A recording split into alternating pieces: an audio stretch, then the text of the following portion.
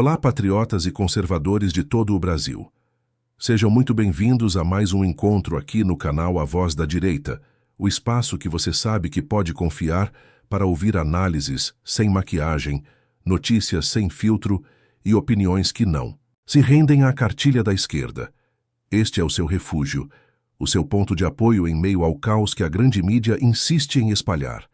Aqui nós falamos de família, de pátria, de valores, de liberdade, e é por isso que você que me ouve agora se identifica com esse conteúdo.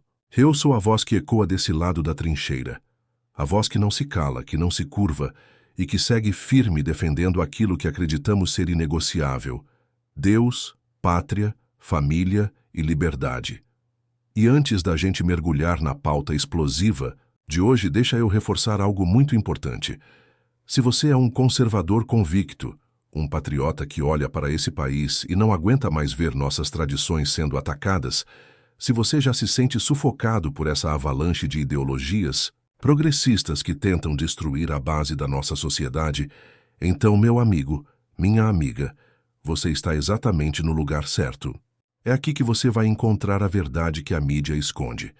É aqui que você vai se fortalecer junto com milhares de outros guerreiros que se recusam a aceitar a destruição do Brasil. Então, eu já faço aquele convite direto. Se inscreva. Agora no canal A Voz da Direita. Não deixa para depois. Ative o sininho para não perder nenhum vídeo, porque aqui a gente não enrola. Aqui a gente fala na lata. Doa a quem doer. E mais, compartilhe esse conteúdo com seus amigos conservadores, com sua família, com todo mundo que você sabe que não se curva diante do sistema. A cada patriota que se junta a nossa voz ganha ainda mais força. E nós precisamos ser fortes porque o que está em jogo é o futuro do Brasil, é o futuro dos nossos filhos, é o destino da nossa pátria. Este canal já se tornou uma verdadeira comunidade, uma fortaleza da direita em meio a tantas tentativas de nos silenciar. São milhares de inscritos, cada um representando uma fagulha dessa chama que mantém viva a esperança de um Brasil livre da corrupção, livre do crime e livre da manipulação ideológica. Quando você se inscreve e interage, você não está apenas assistindo a um vídeo. Você está entrando para um movimento. Você está se somando a uma luta que não pode parar. Então, patriota, ajeite-se na cadeira, coloque o fone de ouvido se estiver na correria do dia a dia, porque o assunto de hoje vai te deixar em choque. O que aconteceu recentemente é mais uma prova do caos em que estamos mergulhados, e eu preciso da sua atenção total para entender cada detalhe dessa história. Patriotas, agora vamos direto ao ponto central do nosso encontro de hoje, porque o que aconteceu recentemente não pode ser tratado como apenas mais uma notícia. É algo que choca, que alarma, que nos mostra de forma cruel o estado em que o Brasil foi colocado pela política frouxa e permissiva da esquerda que hoje governa este país. Estamos falando de um episódio que poderia estar em um filme de ação ou até mesmo em uma série de suspense, mas infelizmente aconteceu na vida real, com pessoas de carne e osso, com uma família que já enfrentou tantos desafios e que agora foi submetida a um verdadeiro pesadelo. No dia 24 de agosto de 2025, na cidade de Resende, no sul fluminense, estado do Rio de Janeiro, a casa dos ex-sogros do nosso eterno capitão, Jair Messias Bolsonaro, foi invadida por criminosos armados. Eu quero que você imagine comigo a cena: um lar simples de pessoas idosas, uma residência pacata, onde a família se reúne, onde a tranquilidade deveria reinar.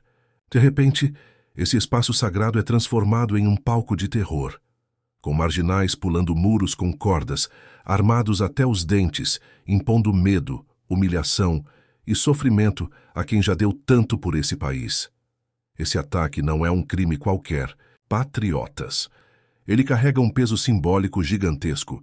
Não estamos falando apenas de um assalto. Estamos falando da casa dos pais de Rogéria Nantes Braga, ex-esposa de Jair Bolsonaro e mãe do senador Flávio Bolsonaro.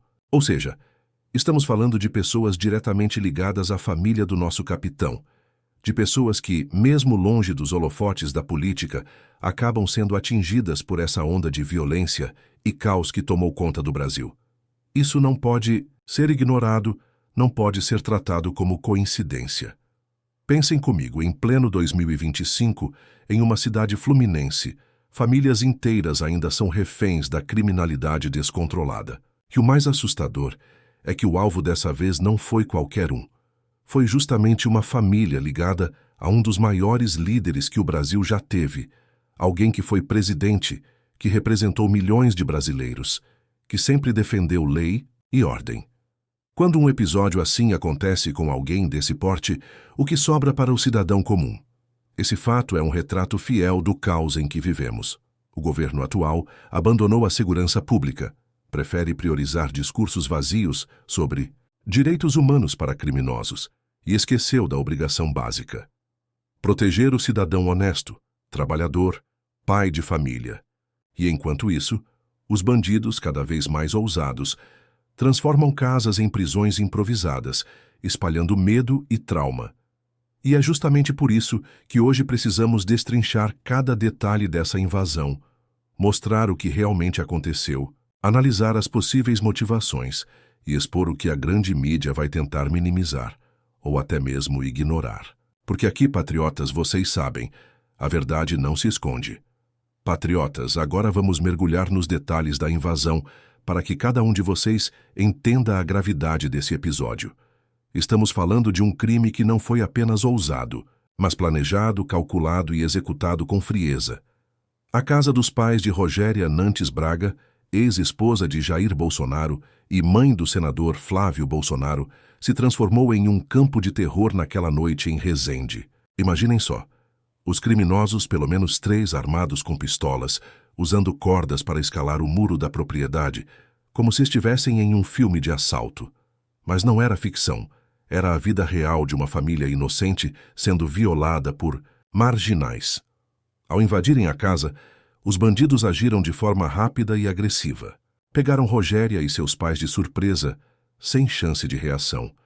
Eles estavam no conforto do lar, provavelmente vivendo uma rotina normal de idosos, jantando, descansando, conversando, mas em segundos viram sua casa ser tomada por criminosos que não tiveram piedade. Os bandidos amarraram as vítimas com fitas adesivas, colaram suas bocas para evitar qualquer grito de socorro e passaram a ameaçá-las com armas em punho. Eu quero que você, que me escuta agora, tente imaginar o desespero de idosos sendo tratados como reféns, sem poder se mover, sem poder falar, vendo suas vidas nas mãos de marginais. Durante cerca de 1 hora, esses criminosos transformaram aquele lar em um calabouço de medo. Vasculharam cada canto da casa, abriram gavetas, reviraram armários, entraram em todos os cômodos. A fúria era tanta que nada ficou de pé. Eles buscavam dinheiro e, mais do que isso, alegavam que Jair Bolsonaro enviava valores todos os meses aos sogros, como se fosse uma rotina. É revoltante pensar que a família foi alvo de um boato criminoso, que alimentou a cobiça desses marginais. No final, como não encontraram aquilo que diziam procurar, levaram celulares, algumas joias de valor sentimental e objetos pessoais. Mas, patriotas, o pior não foi o que eles roubaram de material. O pior foi o trauma, a violência psicológica, a humilhação imposta a uma mulher e a 2 idosos que nada tinham a ver com essa perseguição contra Bolsonaro.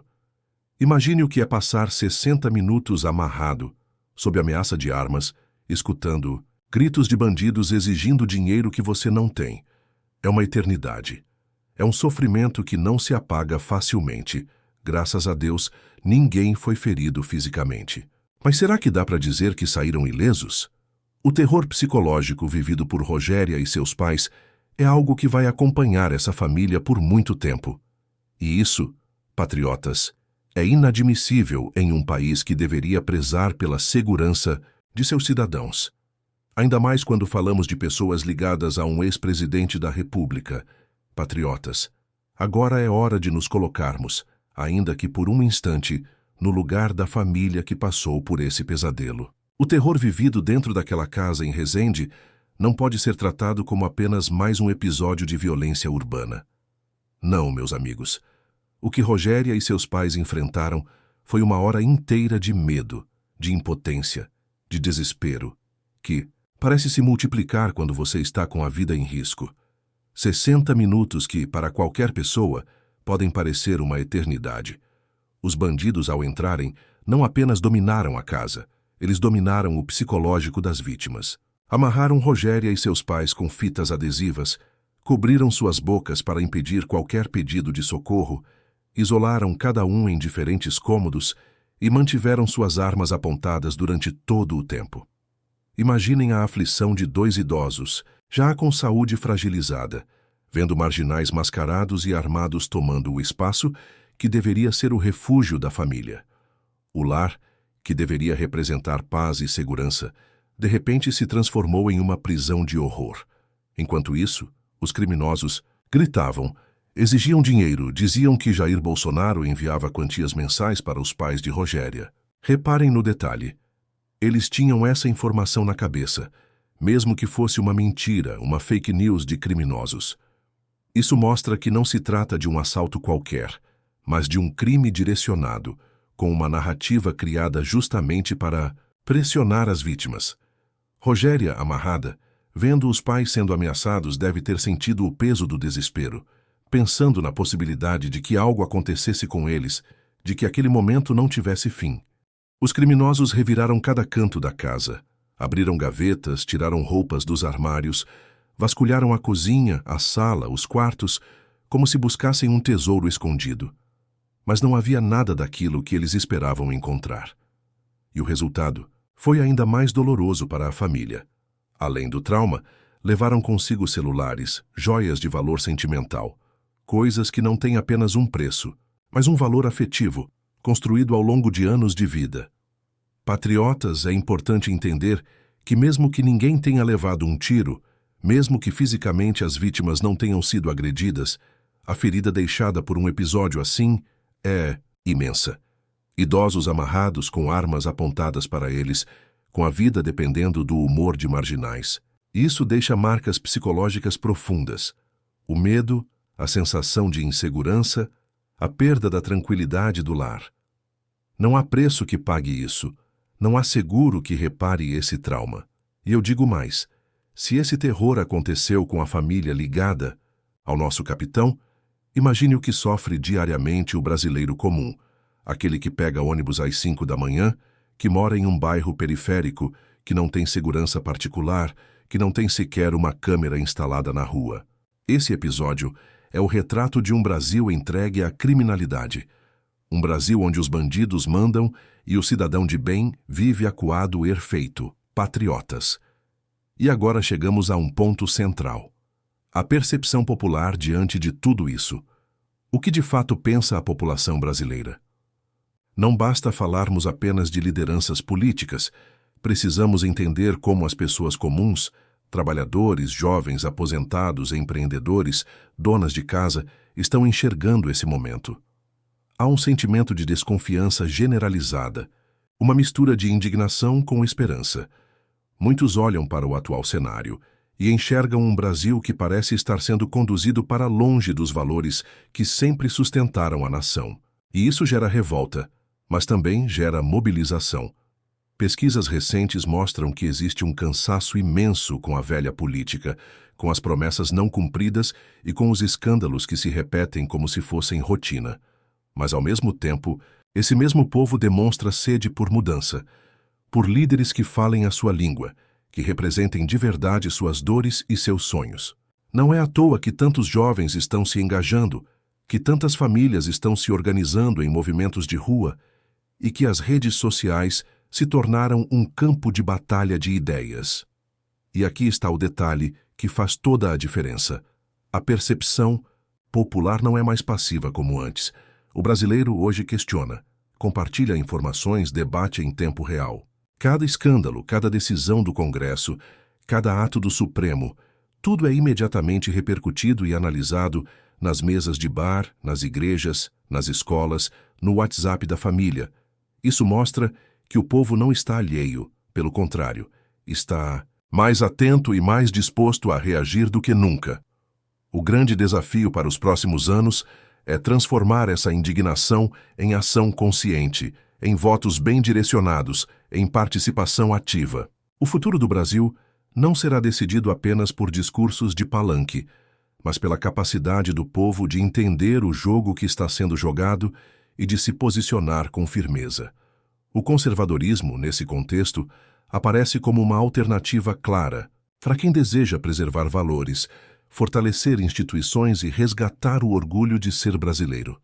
Perfeito, patriotas. Agora vamos falar sobre um ponto muito interessante: a crescente desconfiança da população em relação às instituições que deveriam defender o cidadão comum.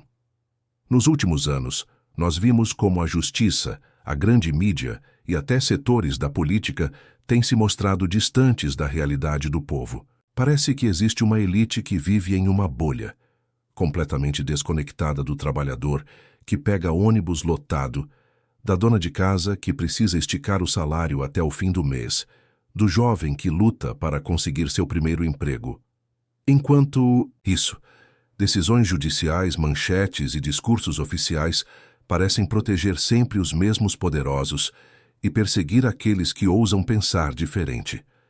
Esse abismo entre povo e instituições está gerando um sentimento de revolta silenciosa, uma insatisfação que cresce a cada dia. E essa revolta não é gratuita, não é sem motivo. Ela nasce da percepção de que a lei, que deveria ser igual para todos, na prática tem 2 pesos e 2 medidas. Para os aliados do sistema, sempre há uma brecha, um recurso, uma interpretação favorável. Já para quem ousa se posicionar contra essa engrenagem, a mão do Estado é pesada, punitiva e implacável. Esse cenário faz com que cada vez mais brasileiros deixem de confiar na mídia tradicional e busquem informação em fontes independentes como canais no YouTube, perfis nas redes sociais e veículos alternativos. A narrativa oficial já não convence como antes. O povo está atento, desconfiado e buscando respostas fora dos meios de comunicação controlados. Essa mudança de postura é histórica, porque mostra que não dá mais para enganar a sociedade com manchetes fabricadas. O brasileiro comum está despertando, está conectando os pontos e está percebendo que existe algo errado no discurso dominante. E essa desconfiança pode se tornar a força de transformação mais poderosa que já vimos. Quando o povo perde a confiança nas instituições, ele começa a se organizar, a se mobilizar e a exigir mudanças reais. É nesse momento que a elite do sistema começa a tremer, porque entende que não controla mais a narrativa, que não manipula mais o povo como fazia antes. Estamos diante de um tempo em que a verdade está escapando pelas frestas, em que os fatos vêm à tona apesar de todo o esforço para escondê-los. E, meus amigos, chegamos a mais um ponto fundamental dessa nossa conversa. Até aqui já passamos pelo contexto, pelas origens e pelo embasamento histórico. Mas agora é hora de olhar para frente, de pensar no que está por vir, no que realmente pode acontecer nos próximos anos se nós, como sociedade, não estivermos atentos e vigilantes. O Brasil vive um momento delicado, um momento de encruzilhada, em que as escolhas feitas hoje terão reflexo direto não apenas em 2026, mas nas próximas décadas. O futuro da política conservadora, da defesa da família, dos valores cristãos, da ordem e do progresso, vai depender de como esse movimento se organiza, de como consegue dialogar com a população e, principalmente, de como mantém acesa a chama da esperança num país melhor. Muitos analistas já apontam que a direita, se quiser realmente se consolidar como alternativa de poder estável, precisa se preparar com estratégia, não apenas com discurso. Isso significa construir lideranças locais, investir em candidatos, para as prefeituras agora em 2024, formar uma base sólida de vereadores, deputados estaduais e federais. Sem isso, não há como disputar de igual para igual no futuro. Mas, além da organização política, existe também o aspecto cultural. A grande batalha do nosso tempo não é apenas nas urnas, mas também nas ideias. Quem conquista a mente e o coração das pessoas acaba definindo o rumo da nação. Se a direita não souber comunicar, se não souber usar as ferramentas modernas de informação, seja nas redes sociais, seja nos meios de comunicação alternativos, vai ficar para trás. O futuro dependerá de como será feito esse trabalho de convencimento, de como se mostrará para a sociedade que valores conservadores não são retrocesso, mas sim a base para construir um país justo, próspero e soberano. Portanto, meus amigos, o futuro é um terreno em aberto, cheio de incertezas, mas também de oportunidades. O que está em jogo é se o Brasil continuará sendo manipulado por interesses de grupos que não representam a maioria da população, ou se finalmente veremos uma mudança genuína, com novos líderes preparados, com propostas concretas e com coragem para enfrentar os desafios de frente. O que vai prevalecer dependerá de cada um de nós, de estarmos atentos, vigilantes e, acima de tudo, engajados nessa luta. Perfeito, patriotas! Agora vamos falar sobre um ponto muito interessante: a crescente desconfiança da população em relação às instituições que deveriam defender o cidadão comum. Nos últimos anos, nós vimos como a justiça, a grande mídia e até setores da política têm se mostrado distantes da realidade do povo. Parece que existe uma elite que vive em uma bolha, completamente desconectada do trabalhador que pega ônibus lotado, da dona de casa que precisa esticar o salário até o fim do mês, do jovem que luta para conseguir seu primeiro emprego. Enquanto isso, decisões judiciais, manchetes e discursos oficiais parecem proteger sempre os mesmos poderosos e perseguir aqueles que ousam pensar diferente. Esse abismo entre povo e instituições está gerando um sentimento de revolta silenciosa, uma insatisfação que cresce a cada dia. E essa revolta não é gratuita, não é sem motivo. Ela nasce da percepção de que a lei, que deveria ser igual para todos, na prática tem 2 pesos e 2 medidas. Para os aliados do sistema, sempre há uma brecha, um recurso, uma interpretação favorável. Já para quem ousa se posicionar contra essa engrenagem, a mão do Estado é pesada, punitiva e implacável.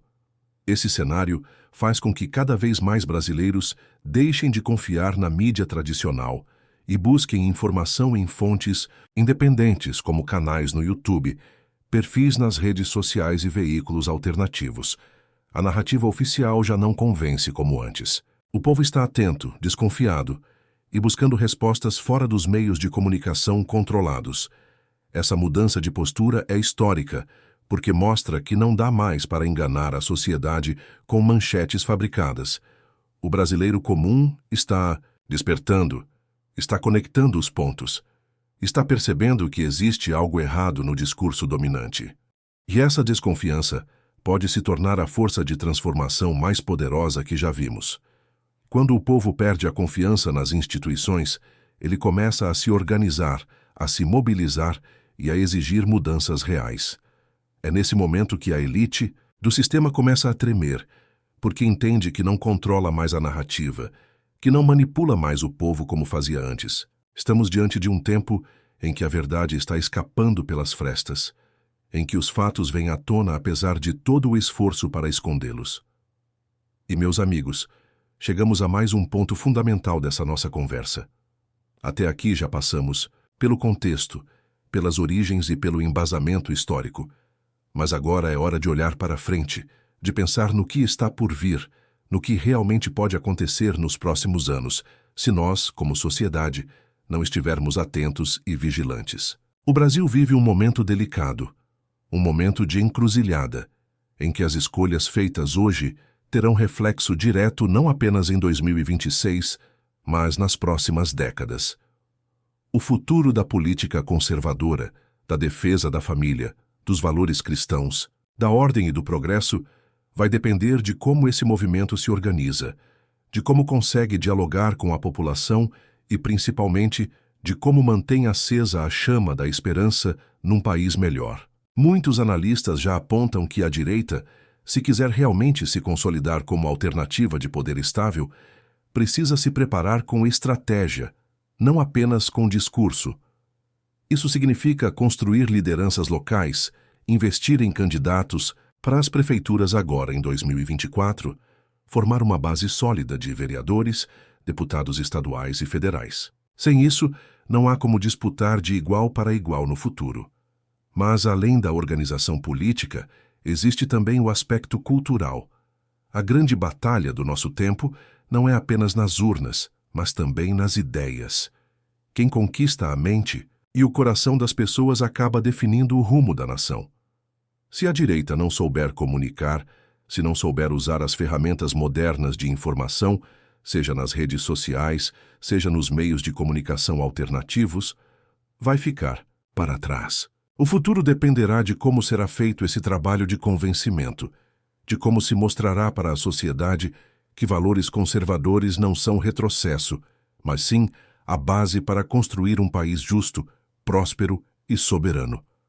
Portanto, meus amigos, o futuro é um terreno em aberto, cheio de incertezas, mas também de oportunidades. O que está em jogo é se o Brasil continuará sendo manipulado por interesses de grupos que não representam a maioria da população, ou se finalmente veremos uma mudança genuína, com novos líderes preparados, com propostas concretas e com coragem para enfrentar os desafios de frente. O que vai prevalecer dependerá de cada um de nós, de estarmos atentos, vigilantes e, acima de tudo, engajados nessa luta.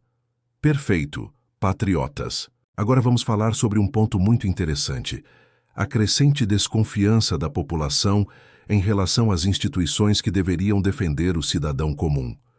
Nos últimos anos, nós vimos como a justiça, a grande mídia e até setores da política têm se mostrado distantes da realidade do povo. Parece que existe uma elite que vive em uma bolha completamente desconectada do trabalhador que pega ônibus lotado, da dona de casa que precisa esticar o salário até o fim do mês, do jovem que luta para conseguir seu primeiro emprego. Enquanto isso, decisões judiciais, manchetes e discursos oficiais parecem proteger sempre os mesmos poderosos e perseguir aqueles que ousam pensar diferente.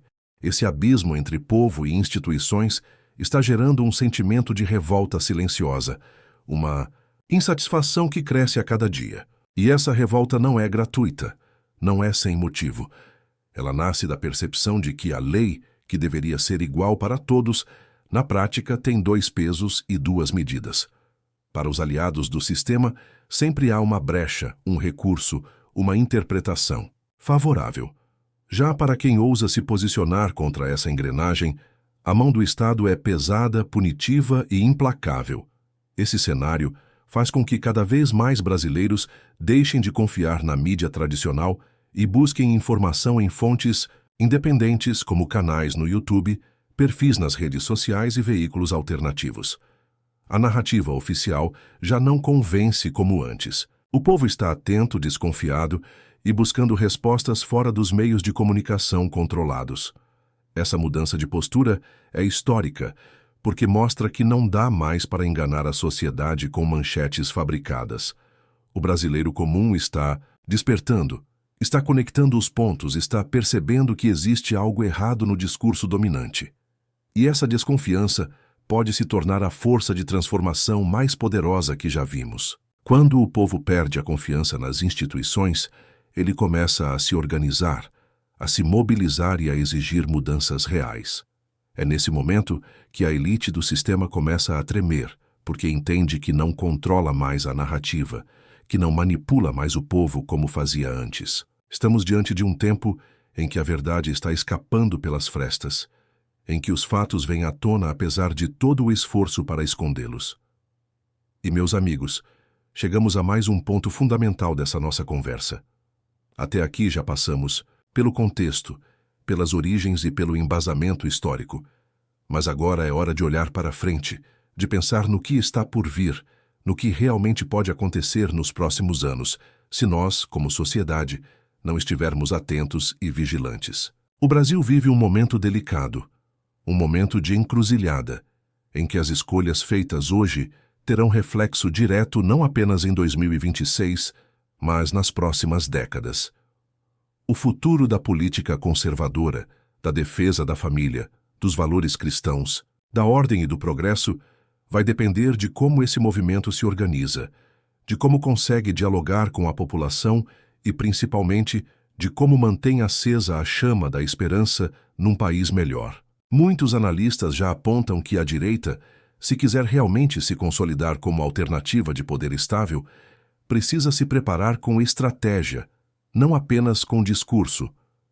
Isso significa construir lideranças locais, investir em candidatos para as prefeituras agora em 2024, formar uma base sólida de vereadores, deputados estaduais e federais. Sem isso, não há como disputar de igual para igual no futuro.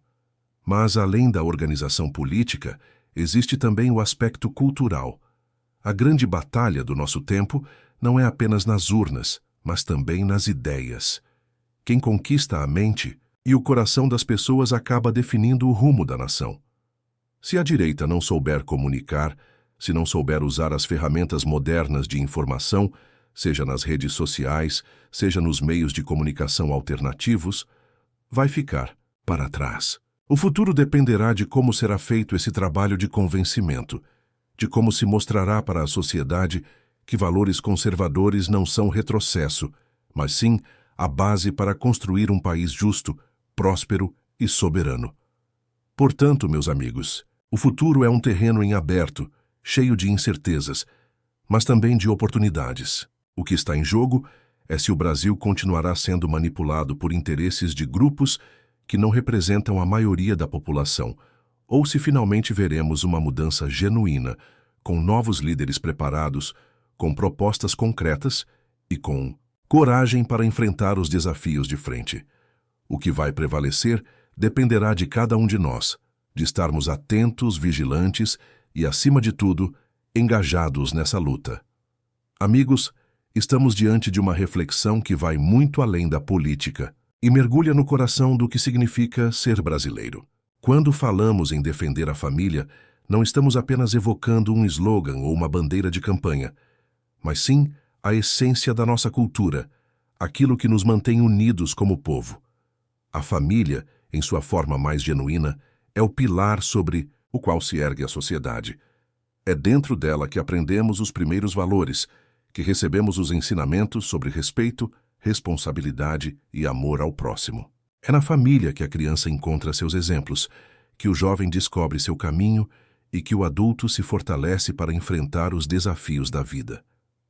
Infelizmente, vivemos tempos em que esse núcleo vital tem sido constantemente atacado por ideologias que tentam relativizar ou até desconstruir a importância da família tradicional. Há correntes que querem nos convencer de que pai e mãe são figuras substituíveis, que os valores transmitidos de geração em geração não têm relevância e que o Estado deve ocupar o lugar que sempre pertenceu ao lar. Mas nós sabemos que isso não é verdade. Uma nação forte se constrói a partir de famílias fortes, e uma família forte só se mantém quando seus alicerces não são corroídos por ideologias passageiras. Defender a família significa preservar a moral, significa proteger nossas crianças de influências nocivas e garantir que os valores cristãos e conservadores permaneçam vivos. Não é apenas uma luta cultural, é uma batalha espiritual e moral. Quando lutamos por políticas que reforcem a presença dos pais na educação, que respeitem a autoridade da família sobre a formação dos filhos e que rejeitem doutrinas que tentam invadir as salas de aula com ideologias distorcidas, estamos garantindo não apenas o futuro de nossas crianças, mas a sobrevivência da nossa própria identidade nacional. E aqui está o ponto central: sem família não há nação. Não existe projeto político, não existe desenvolvimento econômico, não existe progresso verdadeiro que se sustente sem o alicerce familiar. É por isso que a defesa da família vai além das discussões de esquerda e direita. Trata-se de proteger a base da nossa sociedade contra qualquer força que tente destruí-la. É nisso que acreditamos, e é essa convicção que nos move a lutar todos os dias com fé, coragem e determinação. Todos os dias com fé, coragem e determinação. Patriotas, chegamos a um ponto crucial da nossa conversa: a importância da união dentro do movimento conservador. De nada adianta termos líderes fortes, ideias consistentes e bandeiras que defendemos, com orgulho se estivermos divididos entre nós mesmos. A história mostra, e o presente confirma, que a esquerda se fortalece justamente quando encontra a direita fragmentada, disputando espaços internos e alimentando vaidades pessoais. E é exatamente isso que precisamos combater com firmeza e consciência. Não deixar que pequenas divergências internas enfraqueçam um projeto muito maior, que é o futuro do nosso país. É natural que existam diferenças de pensamento dentro do campo conservador, afinal, somos um movimento plural, com visões diversas sobre economia, sociedade e até mesmo sobre estratégias políticas. Mas o que não podemos perder de vista é que todos lutamos pelo mesmo ideal: a defesa dos valores da família, da pátria, da liberdade e da soberania nacional. E é justamente essa base sólida que deve servir como o alicerce que une todas as correntes conservadoras. O inimigo está do outro lado, não dentro da nossa própria casa. Muitos dos nossos adversários torcem diariamente para que haja divisão, para que surjam brigas internas, para que figuras relevantes da direita não conversem entre si. Eles sabem que, unidos, representamos uma força imbatível. Mas, separados, abrimos espaço para que a esquerda avance, conquiste narrativas e imponha suas agendas ideológicas. Por isso, cabe a cada um de nós, desde os grandes líderes até o cidadão comum, cultivar o espírito de união, evitar conflitos desnecessários e sempre buscar pontos de convergência. A união do movimento conservador não é apenas uma questão política, é também uma necessidade moral e patriótica. Quando olhamos para o futuro, precisamos ter clareza de que só haverá vitória em 2026, e além se estivermos juntos, marchando lado a lado, com disciplina e lealdade aos nossos princípios. As diferenças que existirem devem ser discutidas com respeito, mas jamais podem se tornar motivo de cisão. E aqui, patriotas, fica o chamado.